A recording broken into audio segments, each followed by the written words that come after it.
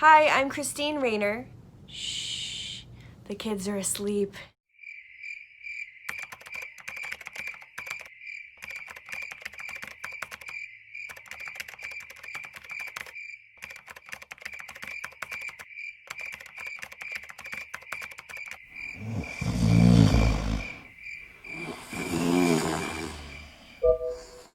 The topic of today is how to find balance when we're all stuck at home.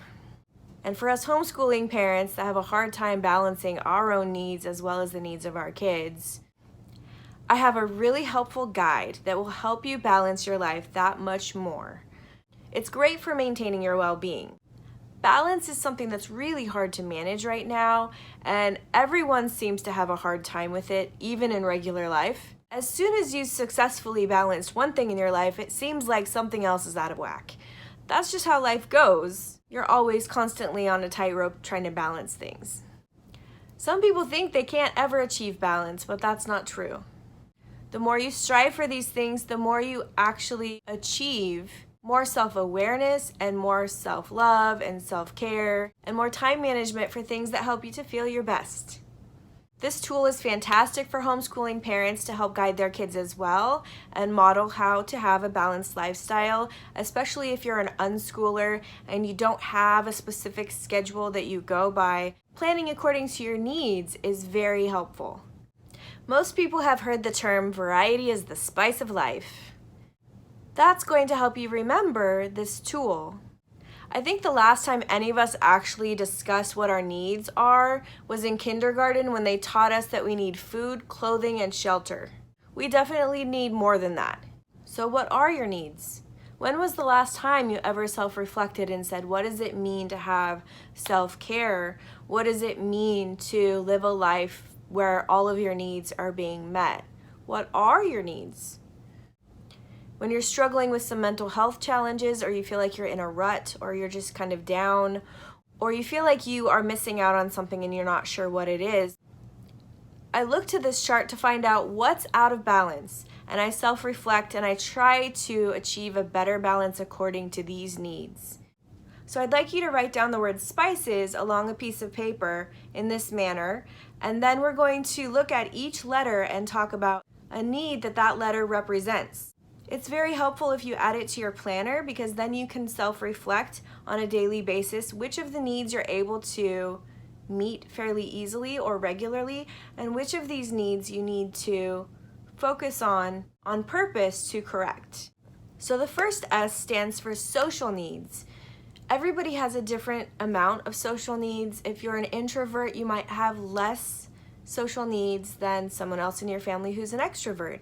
However, you meet your social needs a different way. The quality or style of how you meet those social needs might differ from the next person. I like to think about it as if people have different cups.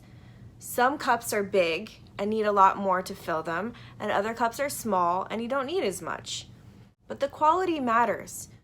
Don't cheat yourself. When you look at this chart, you can ask yourself, did I meet my social needs today? Did I have enough social interaction of quality that actually meets the need? If you're an introvert, you tend to really like to have more one-on-one quality, deeper connections and conversations. If you're an extrovert, maybe you want to have busy energy around you. Maybe you need to have more conversations by Zoom and by phone. Maybe set up a park meeting with some of your friends and socially distance, or whatever you feel comfortable with. Extroverts tend to gain a lot of their energy from socialization with other people.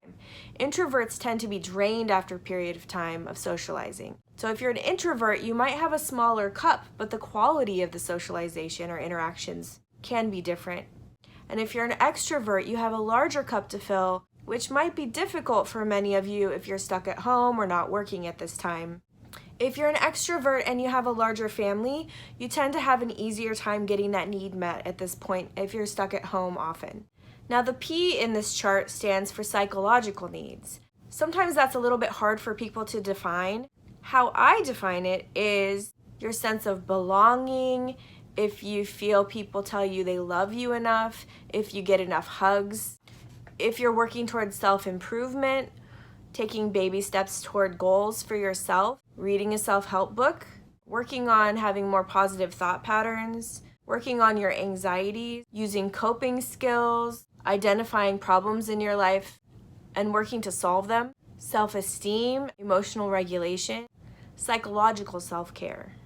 The I in the SPICES chart stands for intellectual needs. You probably know people who are really driven to learn all the time or have a really deep interest in subjects, people that spend lots of time researching information on the internet or on YouTube or reading books.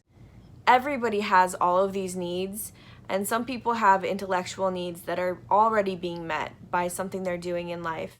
While others, they might go to school all day and be really zapped of energy, but then they might come home and still research a bunch of stuff till late in the evening.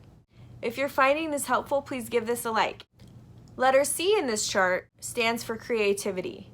Everybody has creative needs because we're human. We create things. We created language and buildings and structures and systems.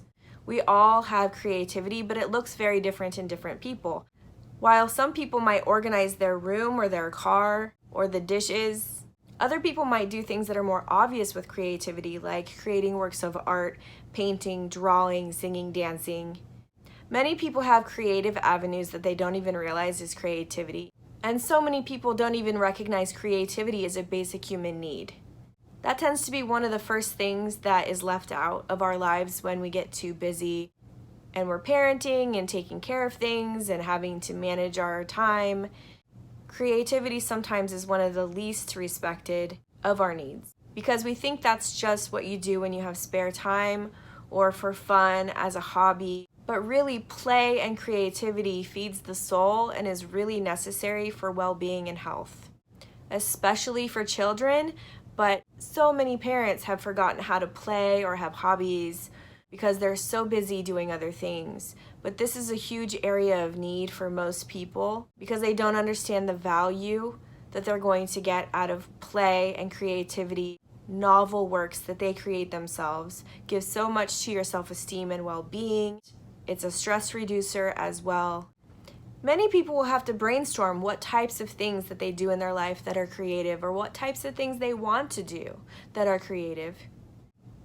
The E in this chart stands for exercise. Of course, it doesn't just mean exercise, but it stands for our biological needs. So we're talking about nutrition. Do you go to the doctors as often as you should? Do you go to the dentist? Do you take care of your health? Are you trying to improve your fitness? Do you get enough sleep? Do you take multivitamins? Do you get out in the sun enough? When you're trying to fill this need, it's always hard to keep on top of everything. No one's going to be perfect. The idea is to try to balance whatever's out of balance and notice it before it becomes a problem for you. It can mean small baby steps every day, focusing on one thing at a time to improve your life and well-being. Are you paying attention to toxins in your foods, where your foods are coming from, household chemicals, dryer sheets, perfumes? Trying to kick that habit? You know the one.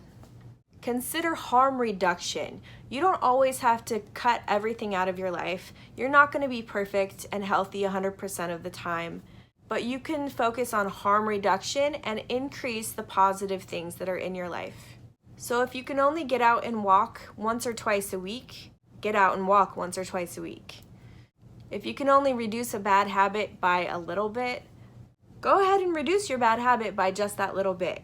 If there's something you would like to decrease in your life, try instead to increase the opposite thing that's the healthful act. Focusing on self-esteem and well-being and loving yourself and appreciation for life is very helpful to fueling that motivation to take those next steps. The final S in this chart stands for spiritual. Now, some people pray and have a religion. Other people tend to be just more in tune with nature or directed on a spiritual path of their own. Some people don't think they're spiritual at all, but they are.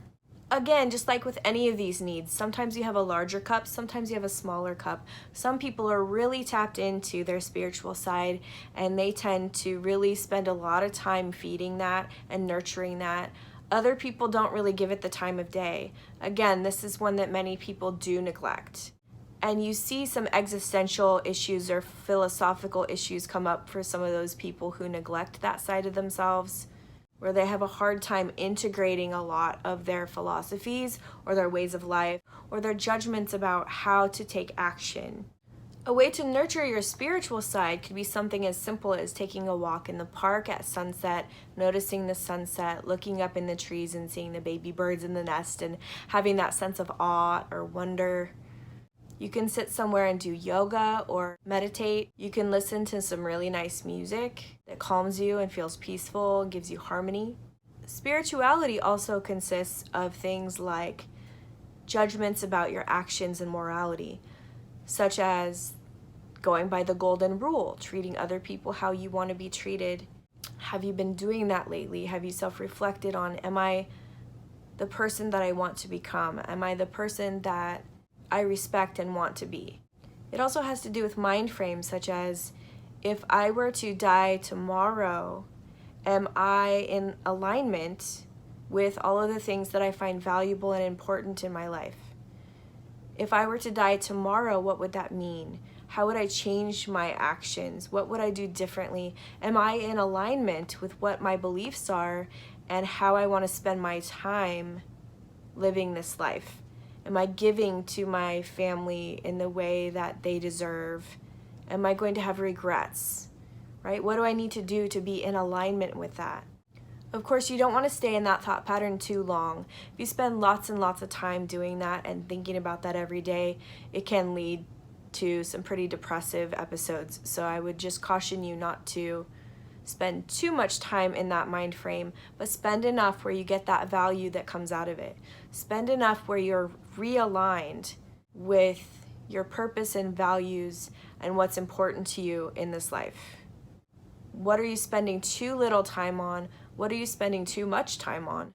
When you're done considering that option, then switch gears and think about the opposite option, because both of these mindsets are extremely important to hold at the same time. Hold those in balance and consider those things and try to live your life by those rules of balance. It's never going to be one thing or the other or the extremes. It's somewhere in the middle that we have to try to live and focus our energy. But it's really important to understand wholly what it means to be in one state of mind as well as the other state of mind. The opposite idea would be, what would it be like if you would live forever? How would you live your life if you're going to live forever? Stand in the shoes of that idea for a minute and figure out what you might do differently in your life.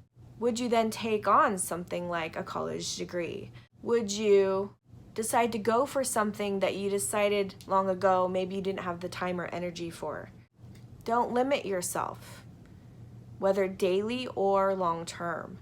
So if you're thinking to yourself you're going to live forever, you might make different choices in your day.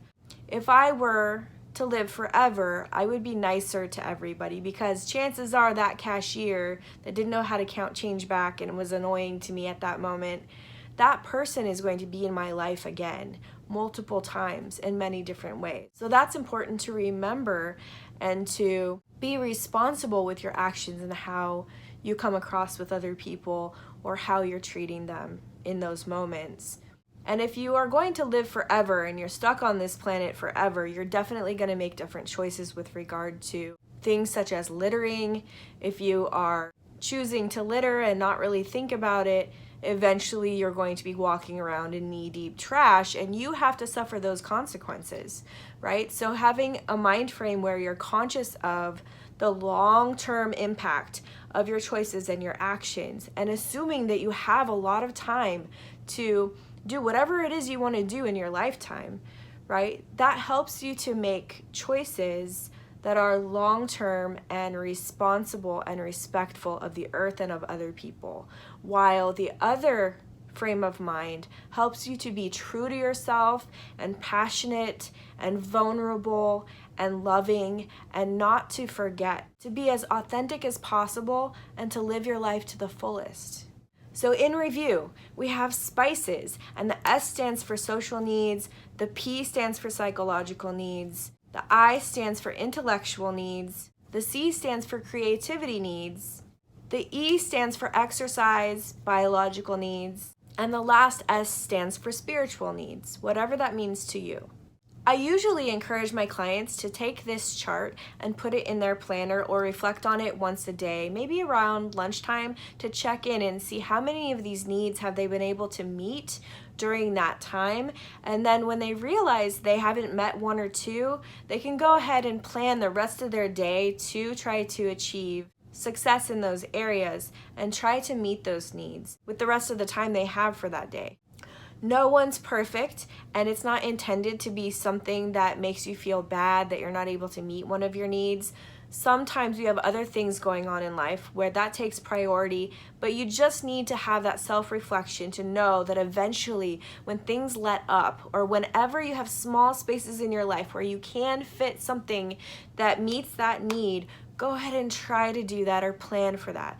When things let up and you have the ability to meet those needs better, to be in better balance, then you can strive to do that. If you have access and ability to try to meet all of these needs at this time, but you've not met one or two of those things, that's okay. The idea isn't to cram your whole life full of this stuff. The idea is to do as much as you can with what you've got on a day-to-day basis.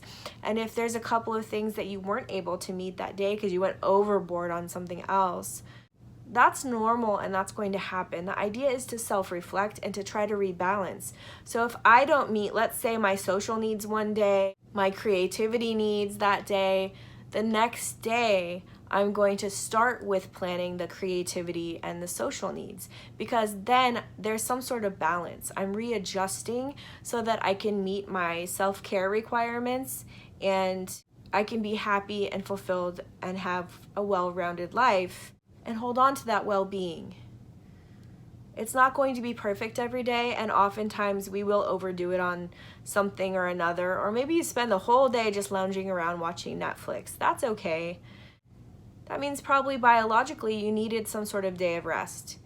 And if you feel like you went too far over, you just readjust it for the next day to the best of your ability. If you go too long not meeting one of those needs, you might feel a little bit depressed or itchy or antsy or uncomfortable with where you're at in life. And so the best way to try to avoid those situations or get out of those situations is to try to rebalance these things. Many times when people come to me with depression or avoidance of life in some way, this is one of the first things that I give them to try to keep them in balance and try to focus on their needs as a person, so that when they're getting what it is that fuels them, they're able to be their best selves, they're able to achieve more in their lives, they're more successful and happier and more fulfilled. It's your job to take care of you first and foremost. We often forget to take care of ourselves. We run ourselves like machines, and we're overworked and overtired and undernourished. Especially as parents, we're often serving our kids or our clients or our lifestyle in some way more so than we're ever spending time balancing our own needs and helping ourselves to thrive and be the best that we can be. That's so important right now, being that many of us are stuck at home very often. Some of those natural ways to get your needs met are not happening, and so you need to reach out and grab those things and infuse them into your life where you can, so you can feel good. I hope this is a helpful tool for you to keep your life in balance. It's a way to structure your life, not according to time management as much as to your actual needs. And I think you'll find that if you're a homeschooling parent, this is very helpful with regard to planning out how to fill your kids' days and what their needs are. It's really necessary sometimes when you have kids, if they're grumpy or crabby or not motivated or having a difficult day, if you reflect on this spices chart and see what needs are lacking possibly. If you need a guide to set up your homeschool program, basing it on your children's needs is super helpful. So many people ask how to organize their day or their schedule or routine for homeschooling. When I get asked that question, I really look more towards what are the children's needs first and foremost before what kind of curriculum are we using. What are we doing for classes or extracurricular studies? It's really more important to focus on your children's needs first and fill up their lives according to that. So if your child has many classes that are sports related or physical exertion and no focus on creativity, that might be your child's natural interest, but that's not going to benefit them wholly in the long run. And you need to be a guide for them to show them how to diversify, how to explore and expand their hobbies and interests and pieces of themselves. They might just have a smaller cup in that creativity area, and that's okay. I don't want anybody to feel ashamed or that they're not doing enough, but it's important for your kids to develop in all of these areas and meet all of their needs as well balanced as possible. Even if that means a little bit of time is going toward that thing and not a lot of time, it's something to consider when you're planning out your homeschool day. In my life, I know that my daughter is going to be the happiest person that she can be and the most well-rounded that she's meant to be if I set up her day according to these needs and make sure she's shifting from one thing into the next thing if she's not naturally drawn to it, because I know as a parent I need to facilitate her into things that are going to be best for her, and then she learns how to have balance herself and how to take care of her own needs over the course of time. They become a fuller, more well-rounded person, and their well-being is enhanced. So I see you parents out there neglecting yourself and your needs and trying to meet everybody else's demands and requirements. And it's really, really important to try to sit back and have some time for yourself. You need to center. You need to be able to continue working on your own journey. You need to continue to feed yourself and give back to yourself so that you can thrive and be fulfilled and give everything that you want to give in your life and to your children and to your partner and to the world. So many clients say to me, but I don't even know what you mean by self-care. I don't really know what to do. What do you mean? Take a shower, sleep in? What does that mean? Yes, it can mean those things, but it also means getting all of your needs met, putting yourself as a priority sometimes in your life so that you can feel some balance and well-being and have self-respect and self-esteem and motivation for new things and feel inspired and have that energy in your soul where you can do new things. It is okay if you're a mom to take a break. It is okay to ask for help. It is okay to say, I'm too tired. It is okay to say, I'm having a hard day. How will your kids learn to take care of others and notice other people's needs and be helpful if you don't share that you're a human too? Of course, you don't want to make them responsible for your emotions or hold them hostage so that they have to take care of you. That's not what I'm saying at all here. But what I am saying is you deserve to have love and respect and care, and they deserve someone to teach them how to do those things. And if the burden is always on you and nobody's sharing in the load, that's not balanced and that's not okay.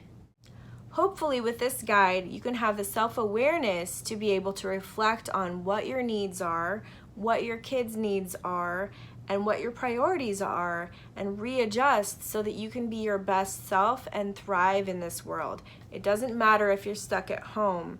You can still thrive. You can still grow. You can still be on a positive journey. Don't let the world get you down. I believe everything happens for a reason. I think we all have things to learn from this, and this is an eye-opening experience where we can learn what to do better in the future. Even if you have only 2 minutes to get away and take some time for yourself, use those 2 minutes wisely. If you can meditate for 2 to 5 minutes a day and that's all you can do to help ground yourself and feel okay enough to even reflect on things that are going on in life, that's okay. Start somewhere. Start small. It will grow. You have to give it your focus and attention and realize that you're worth it and it's necessary and it's important and you're valuable. You have the power to make your life better. You don't have control over everything in the world, but you do have control over you.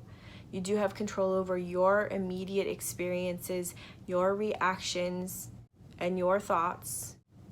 Make one small improvement and then keep taking baby steps toward improving more things. And it's important to reflect on that self-esteem that you feel when you've been able to achieve something, even something small. Give yourself credit for that. So I wish you all well. Thank you so much for tuning in. I love to share with you guys. I hope that it helps. It just requires a different thought process and putting yourself as a priority. So I know all you homeschooling parents out there don't often get breaks. It's very grueling some days, especially when you can't go to park days, you can't go to museums. Take care of yourself where you can. Take breaks. Tag the other parent in. Set the kids up on some sort of activity and let them know you'll be back in 10 minutes. For those of you who are struggling and having a hard time, please reach out to me. I'm available on Facebook at Mommingatmidnight. You'll see my email is posted below in the description. And if you have any concerns or questions that I might be able to help with, please reach out. Don't forget to like and subscribe. Feel free to share this information with your family and friends. I know so many people who need it right now. Many people don't ask for help or share that they're struggling. Let's show that we care by taking care of each other. I wish you a beautiful night and a wonderful week. Stay balanced.